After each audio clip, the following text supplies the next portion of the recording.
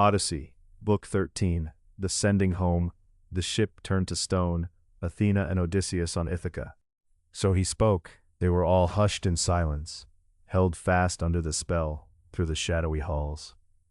Then Alcinous answered him in turn, and said, Odysseus, now that you have come to my house with its floor of bronze, its high roof, I do not think you will be driven wandering back again as you return, however much you have suffered.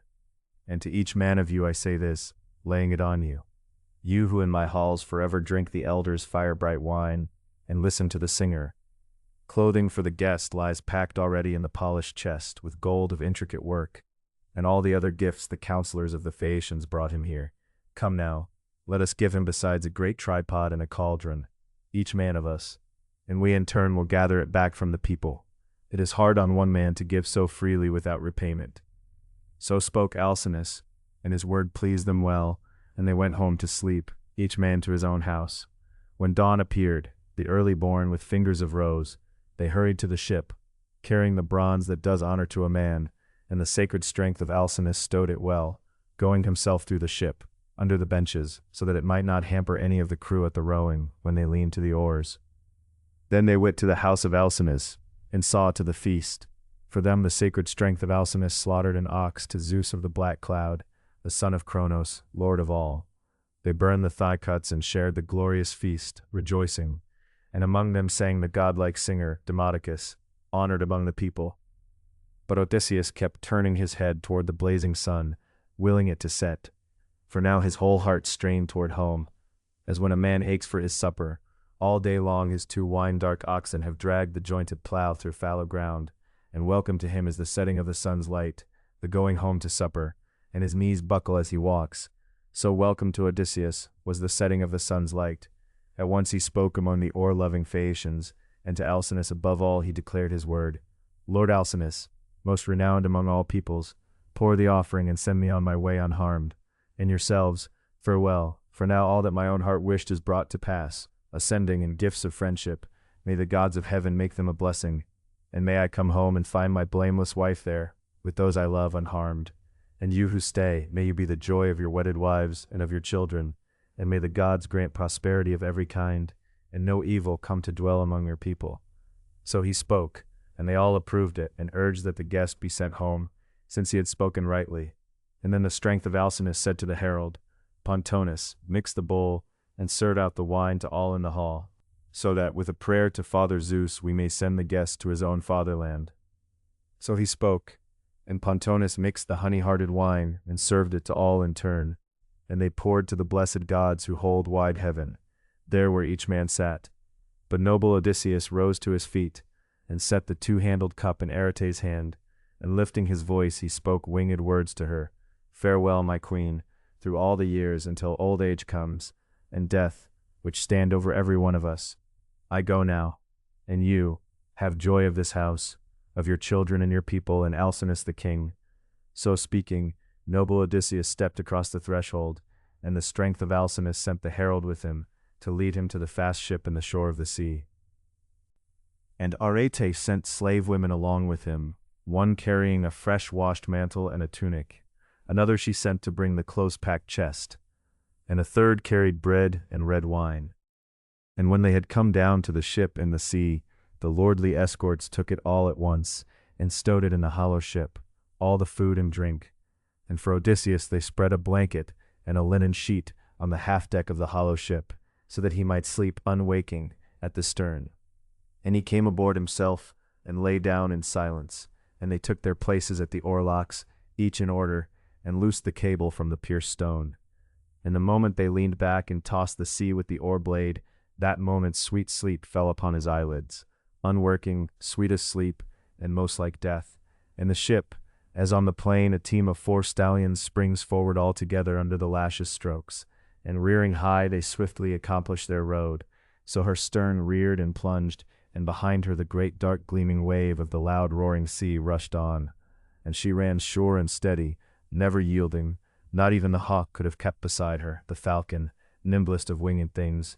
So running lightly she cut the waves of the sea, carrying a man with counsels like the gods, a man who before had suffered pains in plenty, heart deep, cutting through wars of men and the grinding waves, and who now slept without a tremor, all he had suffered forgotten, when the brightest of stars was rising, the one that comes above all others, announcing the light of early-born dawn. Then the sea-going ship was drawing near the island. There is a harbor of Phorcys, the old man of the sea, in the land of Ithaca. 2 jutting headlands in it, sheer on the seaward side but sloping down toward harbor, would shelter it from the great waves the hard-blowing winds raise outside. And within, the well-benched ships ride without a mooring line, once they have reached anchoring ground. At the head of the harbor is a long-leafed olive, and near it a lovely cave, full of sea mist, sacred to the nymphs that men call naiads. In it are mixing bowls and 2-handled jars of stone, and there the bees lay up their honey. And in it are long looms of stone, where the nymphs weave cloth of sea purple, a wonder to see, and ever-flowing waters. It has 2 doors, one toward the north wind, by which men come down, the other toward the south is for the gods. By that way men do not enter. It is the immortals' road. In there they rode, knowing the place of old, and the ship ran up on the shore, a full half of her length, at speed, such was the drive of the rowers' arms. And they stepped from the well-benched ship onto dry land, and first they lifted Odysseus out of the hollow ship, linen sheet and shining blanket and all, and laid him down on the sand, still mastered by sleep. And they lifted out the goods that the lordly Phaeacians had given him for his journey home, through the grace of great-hearted Athena. These they set in a heap by the trunk of the olive, out of the path, for fear some passer-by might come and pillage them before Odysseus woke, and they themselves set off for home again. But the Shaker of Earth had not forgotten the threats he had made at the first, against godlike Odysseus, and he asked out the design of Zeus. Father Zeus, I shall have honor no longer among the deathless gods, when mortals honor me not at all, the Phaeacians, who are of my very own line. I said just now that Odysseus should suffer evils in plenty before he came home. His homecoming itself, I never wholly denied him, once you had promised it and bowed your head. And look, they have carried him sleeping over the sea in their fast ship and set him down in Ithaca, and given him gifts past speaking, bronze and gold and heaps and woven clothing, more than Odysseus would ever have carried out of Troy had he come home, untouched with his fair share of the spoils. Then Zeus, who gathers the clouds, answered him, Shame on you, wide-ruling Shaker of Earth. What a thing to say. The gods do not dishonor you. It would be a hard thing to pelt our eldest and best with dishonor. As for men, if any man, yielding to his own force and power, fails to honor you, vengeance is yours, now and always after.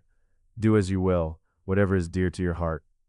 Then Poseidon the Earth-shaker answered him, I would have done it at once, Lord of the black cloud, as you say, but I always shrink before your anger, and I avoid it.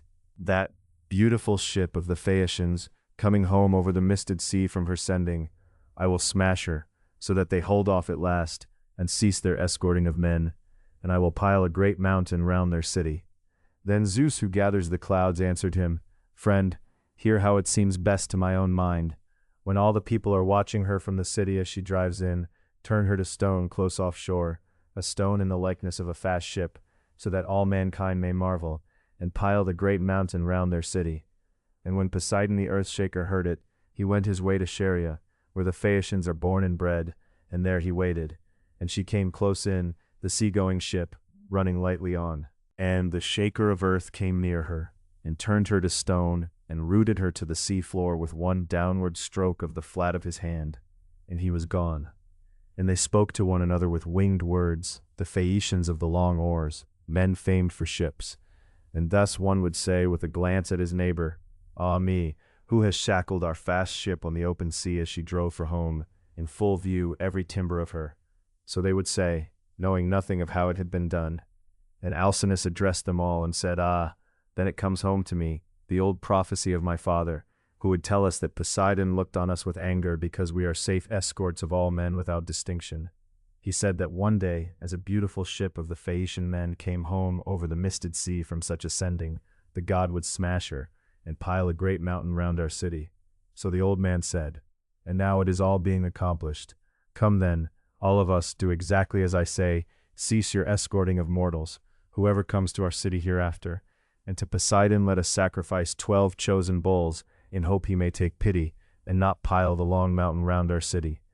So he spoke, and they were afraid and made the bulls ready. So they were praying to the Lord Poseidon, the leaders and counselors of the land of the Phaeacians, standing around the altar. And noble Odysseus woke out of sleep in his own father's land, and did not know it, so long had he been gone.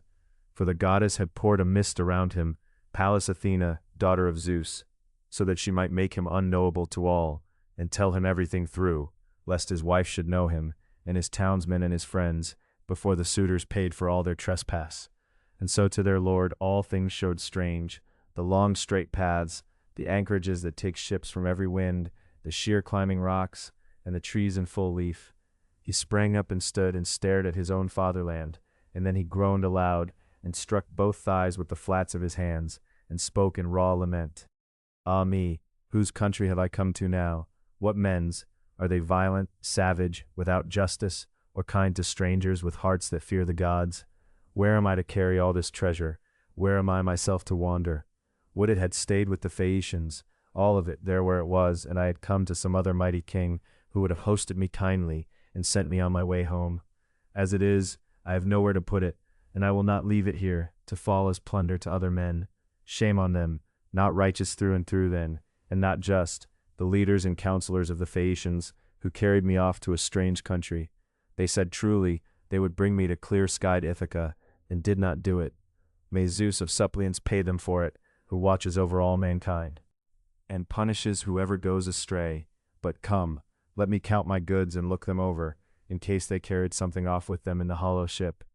So speaking, he counted up the surpassingly beautiful tripods and the cauldrons, and the gold, and the fine woven clothing, and missed not one thing. Then, mourning for his fatherland, he crept along the shore of the loud roaring sea, grieving without pause. And Athena came near him in the likeness of a young man, a herder of sheep, delicate-skinned, such as the sons of kings are, a fine-made double cloak, hanging from her shoulders, sandals under her shining feet, a javelin in her hand. Odysseus rejoiced at the sight of her, and came to meet her, and lifting his voice, he spoke winged words to her.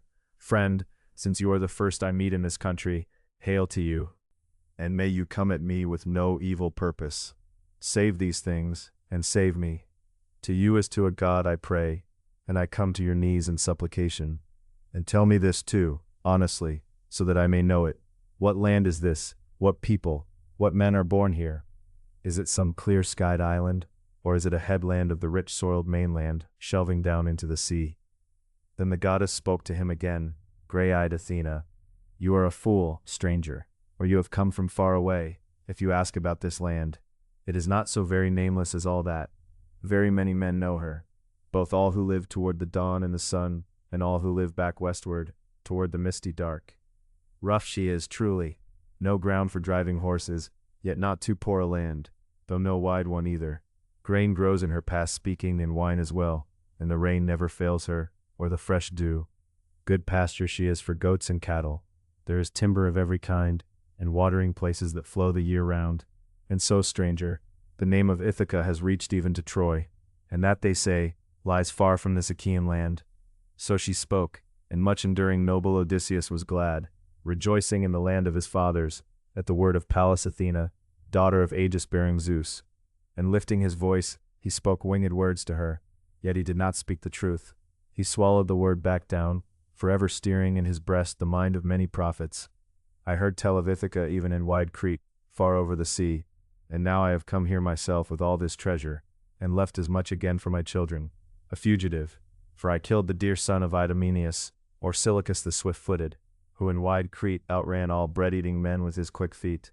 He meant to strip me of all my Trojan plunder, the winnings I had suffered pains for, heart deep, cutting through wars of men in the grinding waves, all because I would not oblige his father and serve under him at Troy, but led my own command.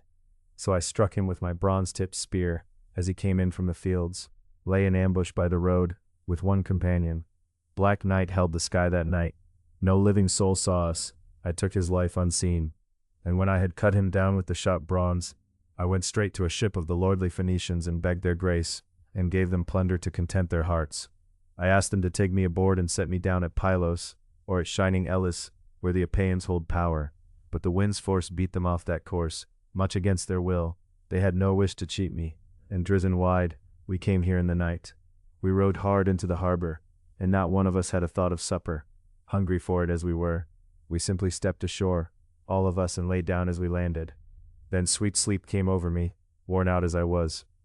And they lifted my goods out of the hollow ship and set them down, where I myself lay on the sands, and boarded, and went off toward well-peopled Sidon. And I was left behind, my heart aching. So he spoke, and the goddess smiled, gray-eyed Athena, and stroked him with her hand. And now her body was a woman's, beautiful and tall, and skilled in glorious handwork. And lifting her voice, she spoke winged words to him. A sharp one he would have to be, a master thief, to slip past you in all your manifold tricks, even a god if one should meet you. You hard man, shifting crafted, glutton for guile, so not even here in your own country would you leave off the cheating and the thieving tales that are dear to you from the ground of your heart. But come, no more of this now. We are both old hands at profit. You are far the best of all mortal men in counsel and in words, and I among all the gods am famed for cunning and for profit. And yet you did not know Pallas Athena, daughter of Zeus, I who stand beside you in every labor, always, and keep watch over you, and who made you dear to all the Phaeacians. Now I have come here to weave a design with you, and to hide the goods the lordly Phaeacians gave you for your journey home, by my own thought and counsel, and to tell you all the cares that fate must fill your well-built house with. You must endure them, there is no choice, and tell no one, no man and no woman, none of them all, that it is you, come home from your wandering. No, in silence suffer your many pains, and submit to men's violence. Then Odysseus of the many designs answered her, Hard it is, goddess, for a mortal man who meets you to know you, however knowing he be, for you take what likeness you will. This I know well, that you were kind to me once, as long as we sons of the Achaeans made war at Troy, but after we had sacked Priam's steep city and gone to our ships, and a god scattered the Achaeans, from then on I never saw you, daughter of Zeus, never marked you setting foot on my ship to beat some grief away from me. No, I wandered on, always carrying a heart torn open in my breast, until the gods released me from evil, until that day, in the rich land of the Phaeacian men, when you heartened me with your words, and led me to the city yourself. Now I beg you by your father, for I cannot think I have truly come to clear-skied Ithaca. It is some other country I am turned loose in, and you are mocking me when you tell me this, to lead my wits astray. Tell me, am I really come to my own dear fatherland? Then the goddess answered him, gray-eyed Athena, always the same, that mind in your breast, and that is why I cannot forsake you in your misery, because you are civil, and quick-witted, and steady-souled. Gladly would any other man, come home from wandering, have rushed to his hall to see his children and his wife. But you have no wish yet to learn or to ask, until you have made trial of your wife besides, who sits as ever in your halls, and always in misery her nights waste away, and her days in tears. Though, I never doubted it. I knew in my heart you would come home with all your companions lost, but I had no mind, you see, to fight Poseidon, my father's brother, who set the grudge in his heart, raging because you blinded his dear son. Come, I will show you the ground plan of Ithaca, so you will believe. This is the harbor of Phorcys, the old man of the sea, and this at the head of the harbor, the long-leafed olive, and near it the lovely cave, full of sea mist, sacred to the nymphs that men call naiads. There is the wide vaulted cavern, where you used to offer the nymphs so many perfect hecatombs. And this is the mountain Neriton, clothed in its forest. So speaking, the goddess scattered the mist, and the land showed plain. Then much enduring noble Odysseus rejoiced. He exulted in his own land, and kissed the grain-giving earth. And at once he prayed to the nymphs, lifting up his hands. Nymphs of the springs, daughters of Zeus, I told myself I would never see you again. Now take my greeting and my gentle prayers, and we will give you gifts, as in the old days, if the daughter of Zeus, the driver of spoils, in her grace lets me live, and brings my dear son to his manhood. Then the goddess spoke to him again, gray-eyed Athena. Take heart, let none of that weigh on your mind. Rather let us stow the goods in the innermost hollow of the wondrous cave, this instant, so that they stay there safe for you. And let us too take counsel how the best may come about. So speaking, the goddess plunged into the misty cave, searching along its hiding holes. And Odysseus carried everything close in, the gold, the wear-proof bronze, and the well-made clothing the Phaeacians gave him. He laid them carefully by. and a stone was set at the door by Pallas Athena, daughter of Aegis-bearing Zeus.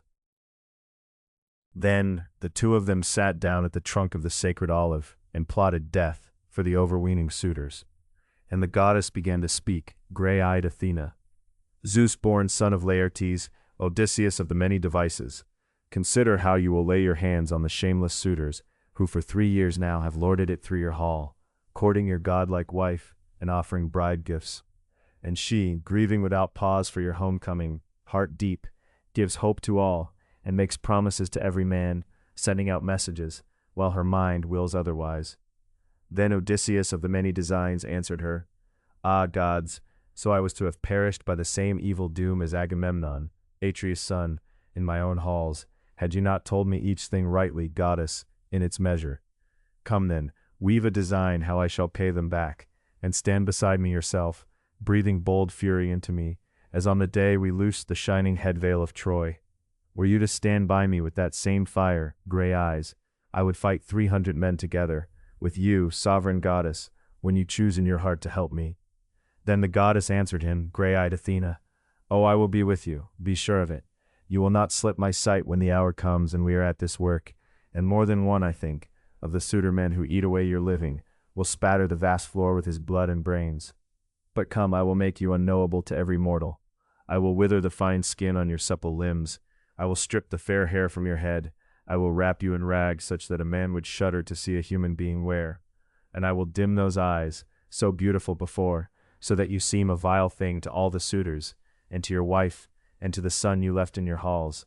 And you yourself, go first of all to the swineherd, the keeper of your pigs, whose heart is loyal to you all the same, who loves your boy, and steady-hearted Penelope. You will find him sitting by the swine, and they are at pasture by the rock of the Raven, at the spring Arethusa, eating acorns to their heart's content and drinking black water, the things that feed the rich fat on swine.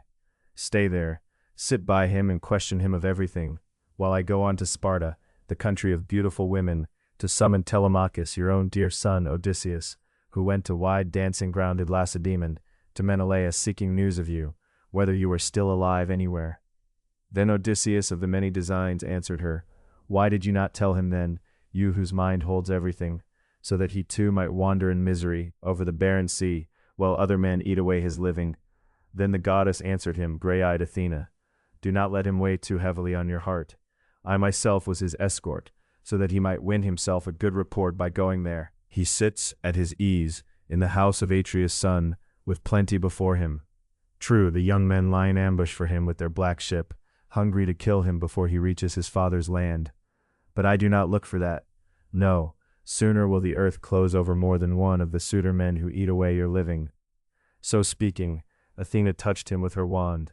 She withered the fine skin on his supple limbs, she stripped the fair hair from his head, and about all his limbs she set the skin of an aged old man, and she dimmed those eyes, so beautiful before, and threw about him a foul rag and a tunic, tattered things filthy, black with reeking smoke, and over them she dressed him in the great hide of a swift deer, worn bald, and she gave him a staff, and a miserable pouch, ragged full of holes, slung on a rope of twisted cord. So the two of them, their plot laid, parted, and she went off to shining Lacedaemon after the son of Odysseus.